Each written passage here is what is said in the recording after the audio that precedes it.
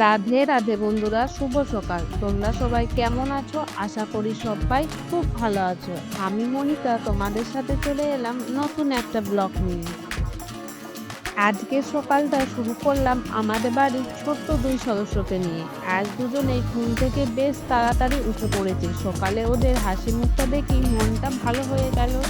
দুজনেই সকাল থেকে বেশ চঞ্চল, কেউ খেলছে আবার কেউ এদিক ওদিক ঘুরে বেড়াচ্ছে। ওদের ছোট ছোট দুষ্টুমি আর মিষ্টি মুহূর্তগুলো নিয়ে আমাদের দিনের শুরু। এরপর ওদের ফ্রেশ করিয়ে সকালের নাস্তার ব্যবস্থা করব।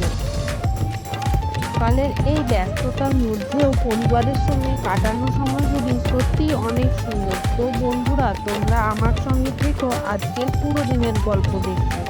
আজকে দিনের সব কাজকর্ম আর ছোট ছোট মুহূর্তগুলো তোমাদের সাথে শেয়ার করি। চলো তাহলে শুরু করা যাক আজকের ব্লগ। দুজনকে দুটো স্লেট আর চক দিয়ে লিখতে দিয়েছিলাম, কিন্তু মোনা দেখো ভাইয়ের কাছ থেকে চকটা বারবার কেড়ে নিচ্ছে, ওই জন্য ভাই পেছনে কাঁদছিল।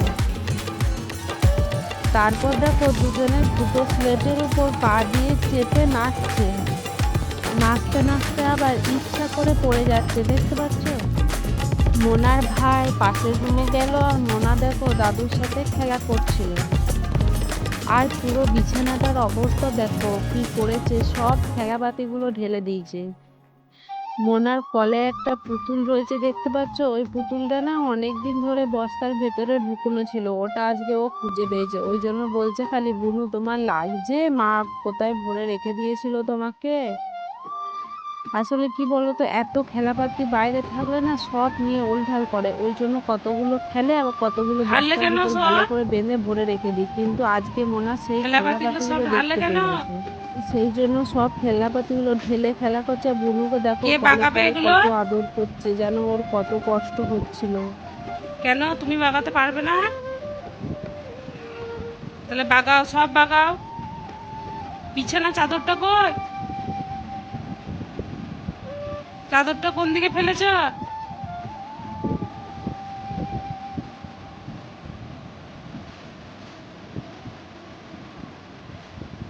খেলাপাতিগুলো সব ফেলে দেবো গো আমি? ফেলে দেবো? চলো সব ফেলে দিই গা। এইদিকে দেখো বন্ধুরা, শাশুড়ি মা দুপুরে রান্নার জন্য সবজি কেটে রাখছেন। সকাল থেকে রান্নার প্রস্তুতি শুরু করে দিয়েছেন, যাতে পরে তাড়াহুড়ো করতে না হয়। আজ রান্নার জন্য বেশ কিছু সবজি কাটা হচ্ছে, তাই একটু সময়ও লাগছে। শাশুড়ি মা সবজি কাটছে, দেখো লাল রঙের পেঁচিটাতে কতগুলো আম নামানো রয়েছে। পাশের বাড়ি একটা কাকুদের ঘর থেকে আমগুলো দেয়া হয়েছে। আমগুলো কিন্তু খেতে কিন্তু খুব সুন্দর। আর এইদিকে দিদি ঘর ঝাড় দিচ্ছে। সকালবেলায় ঘরদোর পরিষ্কার করলে পুরো বাড়িটা সুন্দর ও পরিপাটি লাগে। সবাই নিজের নিজের কাজ নিয়ে ব্যস্ত হয়ে পড়েছে। সকালের এই ব্যস্ত সময়টা দেখতে আমার খুব ভালো লাগে। পরিবারের সবাই মিলে কাজ করলে কাজের চাপও অনেকটা কমে যায়। কিছু সবজি কাটা হয়ে গিয়েছিল, দিদি ঝাড় দিচ্ছিল, তার শাশুড়ি মা দিদিকে বলল যে সবজিগুলো টেবিলে তুলে রাখো। দিদি দেখো টেবিলে সবজিগুলো ভালো করে সাজিয়ে তুলে রাখলো, আর ফ্রিজে যেগুলো লাগবে না সেগুলো ভরে দিল। তারপরে দিদি ডাইনিং এর অপর দিকটা ঝাড় দিয়ে নিল। আর ওদিকে দেখো শাশুড়ি মায়ের সবজি কাটা হয়ে গেছে, তাই সবজির খোসাগুলো পড়েছিল, ওগুলোই ভালো করে পরিষ্কার করে বস্তাতে কুড়িয়ে নিচ্ছিল। সবজির খোসাগুলো বাইরে নিয়ে গিয়ে ফেলে দেবে।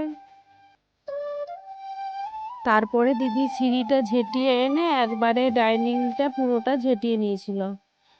ডাইনিংটা ঝেঁটিয়ে বার করার পর সিঁড়ির নিচেটা ঝেঁটুচ্ছিল। সিঁড়ির নিচেটাতে না একটু একটু ঝুল হয়েছিল, তাই ঝেড়ে নিচ্ছে। অনেক নোংরা হয়ে গেলে না বাগাতে কষ্ট হয়, ওই জন্য কি বলতো, একটু হলেই পরিষ্কার করে নিই।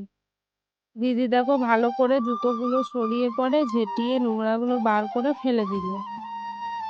ডাইনিং এর পাশে একটা সাদা রঙের বালতি নামানো রয়েছে, দেখো ওই বালতিটায় করে জল নিয়ে পুরো ঘরগুলো, ডাইনিংটা, সিঁড়িটা আমি মুছে নেবো। বন্ধুরা, এবারে চলে এলাম একবারে দুপুরের খাওয়ার সময়। গল্প করতে করতে আমি আর দিদি খাবার খাচ্ছি। সারাটা সকাল কাজ করতে করতে কখন যে দুপুর হয়ে গেল টেরই পেলাম না। আজকের রান্নাগুলো খুব সুন্দর হয়েছে, তাই সবাই মিলে বেশ আনন্দ করে খাওয়া দাওয়া করছি। খাবার সময় একটু আড্ডা একটু গল্প না হলে খাবারটা বেশ জমে না। আমি আর দিদি নানা গল্প করতে করতে খাবারটা খাচ্ছি। সকালে সব কাজ মোটামুটি ভাবে শেষ, তাই এখন একটু শান্তিতে বসে খাওয়া যাচ্ছে। খাওয়া শেষ করে বাকি কাজগুলো গুছিয়ে নেবো। তো তোমরা আজ দুপুরে কে কি খেয়েছো কমেন্টে অবশ্যই জানাবে। মোনা আর মোনার ভাইকে খাইয়ে দাইয়ে ঘুম পাড়িয়ে দিয়েছি, তাই এখন নিশ্চিন্তে খেতে পারছি, না হলে জানো তো ওরা এতক্ষণ কলে এসে উঠে বসে পড়তো।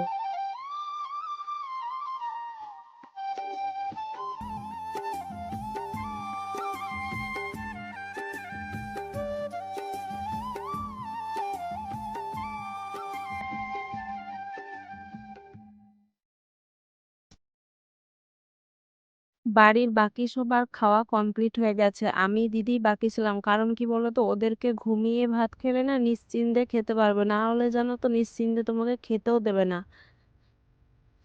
ওরা নিজেরাও খাবে না, কি করবে বলো তো, খালি ছড়িয়ে দেবে। ওই জন্য ওদেরকে আগে ঘুম পাড়িয়ে দিই, খাইয়ে পরে তারপরে নিজেরা খাই। খাওয়া দাওয়া কমপ্লিট করে বাসনগুলো ধুয়ে গুছিয়ে রেখে ছাদ থেকে জামা প্যান্টগুলো নিয়ে চলে এলাম। ছাদ থেকে জামা প্যান্টগুলো নিয়ে এলাম, দিয়ে গুছিয়ে রেখে দিচ্ছি একেবারে। মোনা তো এখন ঘুমাচ্ছে, তাই ভাবলাম জামা প্যান্টগুলো ভালো করে গুছিয়ে রেখে দিই। আজকে দেখো কতগুলো কাচার ছিল। আজকে কেচে মেলা অনেকগুলোই ছিল, কিছুটা এনেছি কিছুটা এখনো ছাদে আছে, এখনো শুকায়নি। ওই জন্য ভাবলাম ভালো করে শুকিয়ে যাক, তারপরে কাঁথাগুলো ভালো করে গুছিয়ে ভরে রাখতেই মোনা ঘুম থেকে উঠে গেছিল। ওই জন্য আর দেখো বিছানার চাদরটা আর রাখা হলো না, ওখানে নামিয়ে রেখে মোনার কাছে গেলাম, কারণ মোনা কাঁদছিল।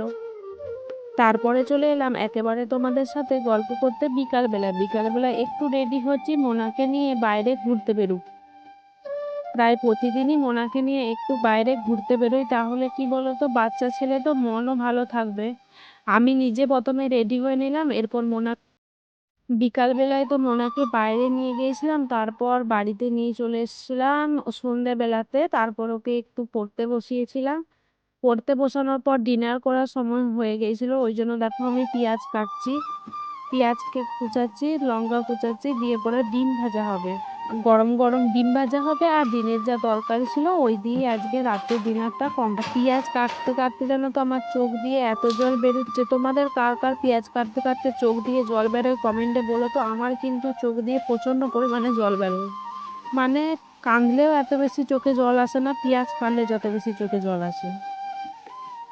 দেখো পেঁয়াজগুলো একটা বাটিতে কেটে রেখেছি, আর একটা বাটিতে একটা করে ডিম আর পেঁয়াজ নিয়ে ভেঙে ভেঙে ভালো করে ভেজে নিচ্ছি। ডিম ভাজাটা দেখতে কেমন লাগছে বলো তো, আর কার কার লোভ হচ্ছে। ডিমগুলো ভাজা হয়ে গেলে তারপর সবাইকে খেতে দিয়ে দেবো। মোনা আর মোনার ভাইকে কিন্তু এখনো খাওয়ানো হয়নি, ভাবলাম ডিমগুলো ভেজে রেখে দিই, তবে সবাইকে খেতে দিয়ে দিই, তারপরে ওদেরকে খাওয়াবো। তো বন্ধুরা, সারাদিনের কাজকর্ম আর গল্পগুজবের পর আজকের ব্লগটা এখানেই শেষ করছি। আশা করি তোমাদের কাছে আজকের ভিডিওটা ভালো লেগেছে। যদি ভালো লেগে থাকে তাহলে ভিডিওটাতে একটা লাইক দিও, কমেন্ট করে তোমাদের মতামত জানিও, আর বন্ধুদের সাথে শেয়ার করতে ভুলো না। আর যারা এখনো আমার চ্যানেলটি সাবস্ক্রাইব করোনি তারা অবশ্যই সাবস্ক্রাইব করে পাশে থাকা বেল আইকনটি প্রেস করে রাখো, যাতে আমার নতুন ভিডিওর নোটিফিকেশন সবার আগে পেয়ে যাও। সবাই ভালো থেকো, সুস্থ থেকো, আবার দেখা হবে নতুন একটা ব্লগে। রাধে রাধে।